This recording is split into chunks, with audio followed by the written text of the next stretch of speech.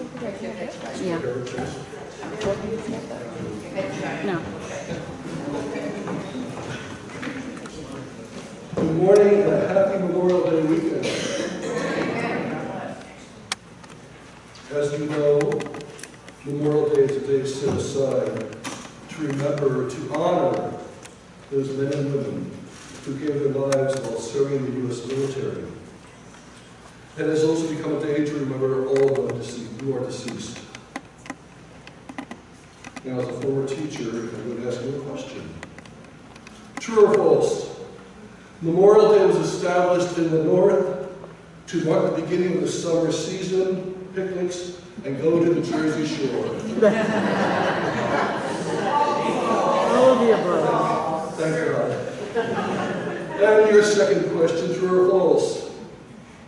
Congress passed a law which established Memorial Day as the last Monday in May in order to create a 3-day weekend for federal employees.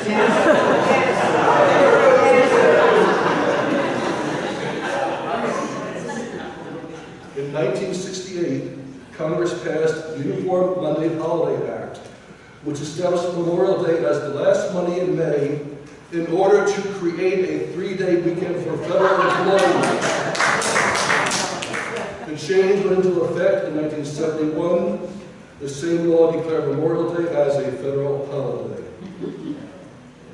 And doing my research, I was thinking, just the federal employees, what about the rest of us? Anyway, Tony, do you have a joke for us this morning? No joke? Okay. Tony is our joke person who preaches. So as we celebrate Memorial Day with picnics and parties, let us not forget the reason for this holiday, the Day of Remembrance. I would encourage you, if you're able, tonight on PBS, the National Memorial Day Concert in Washington, D.C., 8 o'clock.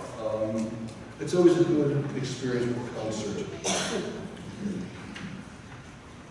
Today our scripture reading is from Luke's Gospel, relates to the encounter, or the lack of encounter, of the centurion and Jesus.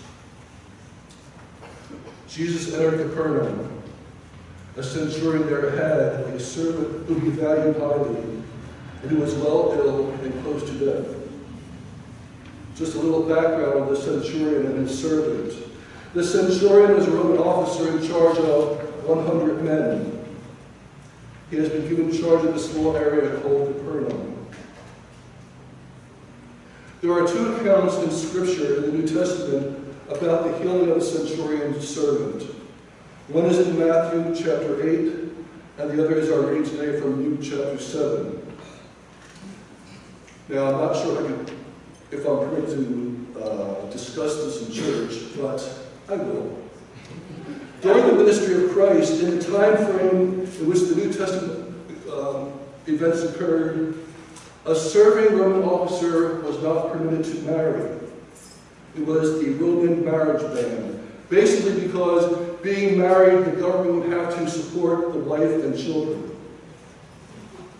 Therefore, because they could not marry, the Roman army entered alternative relationships. These included sexual relationships with locals, both female and male, frequenting prostitutes, both female and male, sexual relationships with their slaves, servants, both female and male. Now, as we know, our American history is defined by freedom from slavery, and we look with disgust on the entire concept of slavery. Unfortunately, it is still going on in this country. If you've been keeping up with the news, human trafficking is going on in South Florida, namely Miami. Organized crime is taking hold of the industry and making billions of dollars. The victims are exploited for labor, domestic service, and commercial sex. But with the Greco-Roman culture, not all slaves were abused. A centurion might consider a slave as honored. And in the case of this centurion and his servant, the servant is so honored or loved that he seeks out Jesus to heal the servant boy. In Matthew's account, the word pais, P-A-I-S, from the Greek, refers to a highly favored servant and assumes sexual relationship. Whereas in Luke's account, we read that the Greek translation for servant is doulos, D-O-U-L-O-S, meaning literally a servant or slave.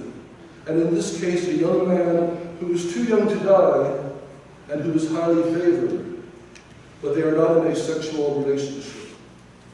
The slave is like a son, and therefore Jesus seeks out, or rather the centurion seeks out Jesus to heal his servant. In her book, Out in the Bible, Reverend Dr. Nancy Wilson, our MCC moderator, states that in the version told in Matthew, the Greek term used for servant is different from the term used in Luke. The term in Matthew is one that was associated with a common practice among Gentiles in Jesus' time. He was a slave boy, which meant a young male lover. The relationship was common among Roman soldiers, page 126. So just a little observation.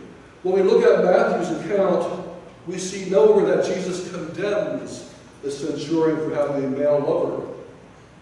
So I will leave it up to you to think about that. When he, the centurion, heard about Jesus, he sent some Jewish elders to him, asking him to come and heal the servant. Apparently the centurion knew about Jesus and his reputation for healing. And though a Roman officer, the centurion had a great relationship among the Jews and was considered a friend in the community. A Gentile, a non-Jew, a Roman soldier is usually despised by the Jews. But it is the Jews who are going to convince Jesus to come to heal the centurion's servant.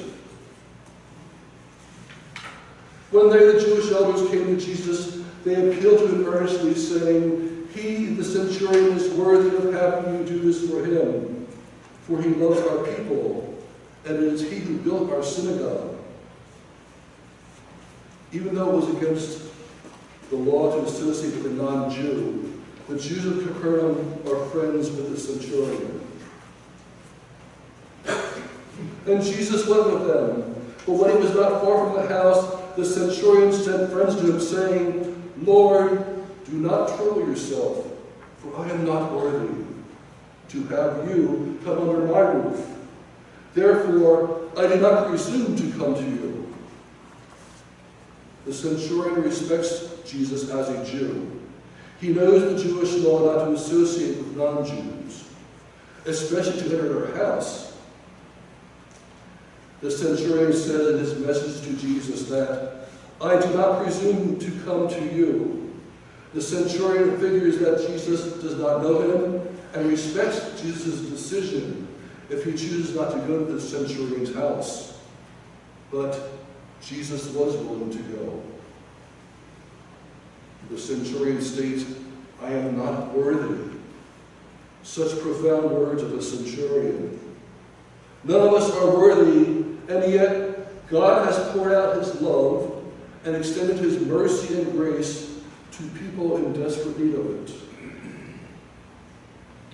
"But only speak the word and let my servant be healed, for I also am a man set under authority, with soldiers under me. And I say to one, 'Go,' and he goes, and to another, 'Come,' and he comes. And to my slave, 'Do this,' and the slave does it." The centurion, as a man of authority, respects Jesus as a man of authority, though he may not be sure where the authority of Jesus comes from. So he says to him, "Only speak a word." Jesus heals the servant. Jesus is showing his disciples that he's a God to both Jews and Gentiles. Recall that Jesus, after his resurrection, called upon Paul to be the apostle to the Gentiles. So why did the apostles hesitate to accept Paul? If they would have remembered they would have known that Jesus healed the Gentile servant. When Jesus heard this, he was amazed at him, and turning to the crowd that followed him, he said, I tell you, not even in Israel have I found such faith. When those who had been sent returned to the house, they found the slave in good health.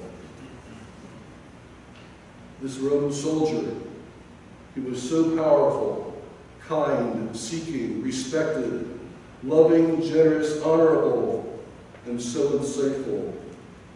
But none of these are what amazed Jesus. Jesus was amazed by his faith. The centurion had such faith in Jesus, he trusted that Jesus would heal his servant from afar. Somehow the centurion recognized the authority that Jesus had. And like the centurion, Jesus can give orders and they will be fulfilled. He had an understanding into who Jesus was and how God operates. He somehow knew that all that was needed was a word, and Jesus' will would be accomplished. He did not need a visit from Jesus. He needed that word from Jesus. And by his word, by this word, the centurion understood that all of creation is under Jesus' command, even illness, life, and death. Have faith that Jesus is the answer. Trust that Jesus can come to our aid. Believe that Jesus will heal. Understanding that Jesus is someone of supernatural power. Respect that Jesus will accept our humble request. All these words, faith, trust, belief, understanding, respect. But what is the word? What is the real word? Jesus is the word. When we are faced with difficulties or trials or challenges of any kind, acknowledge your troubles. But even more importantly, acknowledge that there is a God in heaven who is aware of your trouble and is powerful enough to either resolve your situation or to give you grace that is sufficient enough to endure and persevere.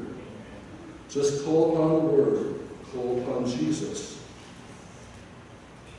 As I said, I repeat again, Jesus is the Word. God sent his Word to heal us. I ask you to humor me, please. If you would, just relax, close your eyes, and simply think, Jesus, Jesus, Jesus. Breathe in, Jesus. Breathe out, Jesus. Breathe in, Jesus. Breathe out, Jesus.